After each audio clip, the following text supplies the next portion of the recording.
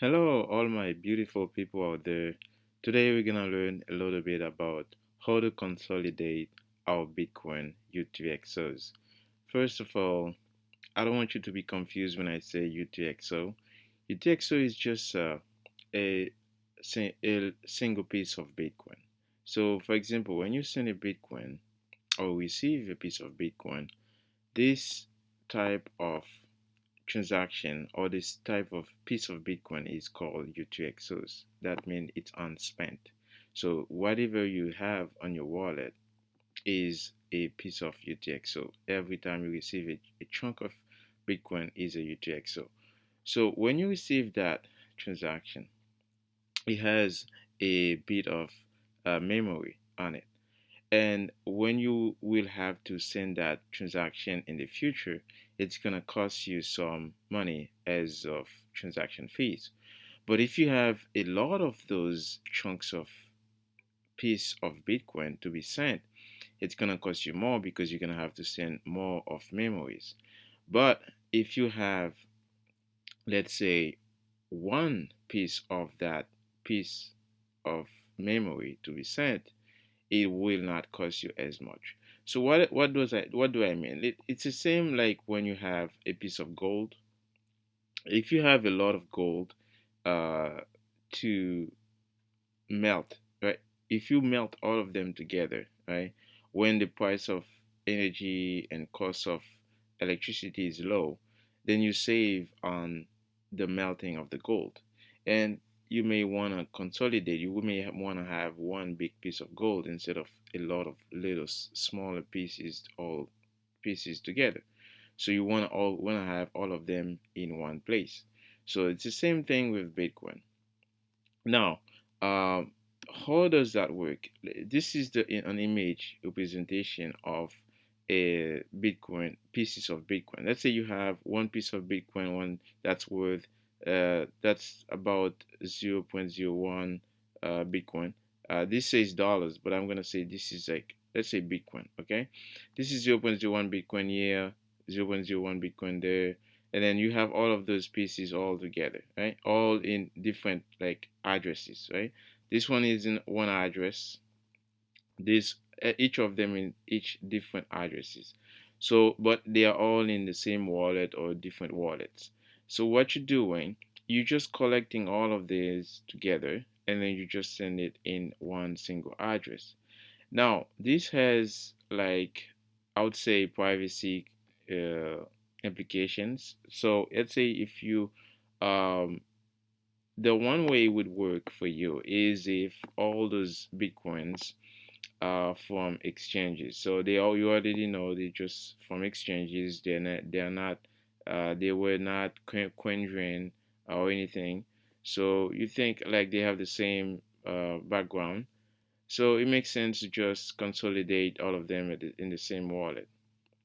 But if you already CoinJoin, you did all those um, privacy setup before, then it will not make sense to consolidate, because it would break your privacy, right? So, but if they are all from the exchange, right?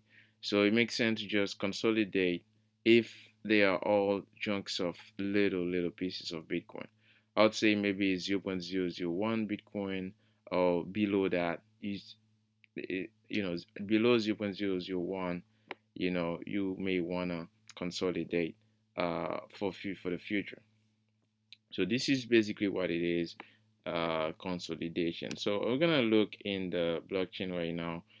It's a very good time to consolidate. So let's say you see right now the transaction fee for the last block on the Bitcoin blockchain is the median fee was about 96 cents. So that's really cheap, right? Compared to days when it's 10, $15, right? So that's really cheap. So if somebody like the average fee on this block, right, was like, you see this was $5, right? Because that person probably had a few uh, chunks of Bitcoin to send all together. So I'm gonna show you what this person did, and because of this, right? So this person had it. all the opposite. This person had to send one chunk of Bitcoin in different wallets, right? So this probably on exchange had to send Bitcoin to different little wallets, okay? And now, so this, because of this, costs more because they have to go put more, you know, data on the blockchain. It costs this person more. Okay, so let's go back. We're gonna look for somebody else. So what?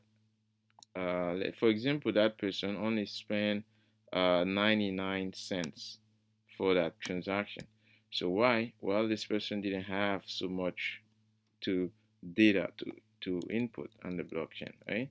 So they only have to send it to a couple addresses, right? So that's why it didn't cost much, right? It just only cost 98 cents. Okay, so let's look for somebody else to finish. This person sent one Bitcoin and that costs $181. Okay, so let's see. Okay, see that person? So this person had to do a consolidation. Okay, see this is all these chunks of Bitcoin, right? So you had all these little pieces. Let me go down here. This was 0.05 Bitcoin.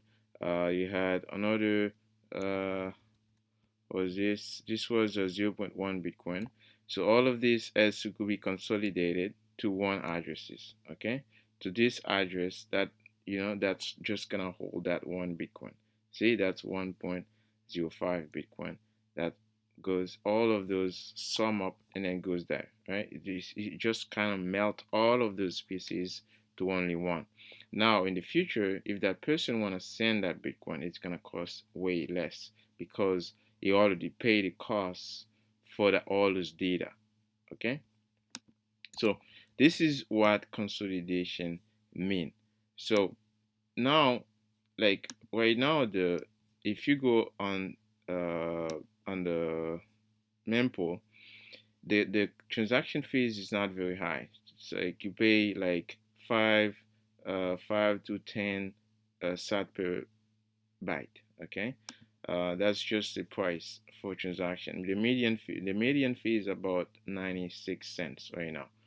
Well, if you go back by, let's say, a year, let's say 10 months ago, okay, 10 months ago, the median fee was about $17. Okay, that was the halving block. That was the halving block. It was a $17. That was the median fee. Okay, so if you go down in that block, you see that person was paying $4,000 for one transaction.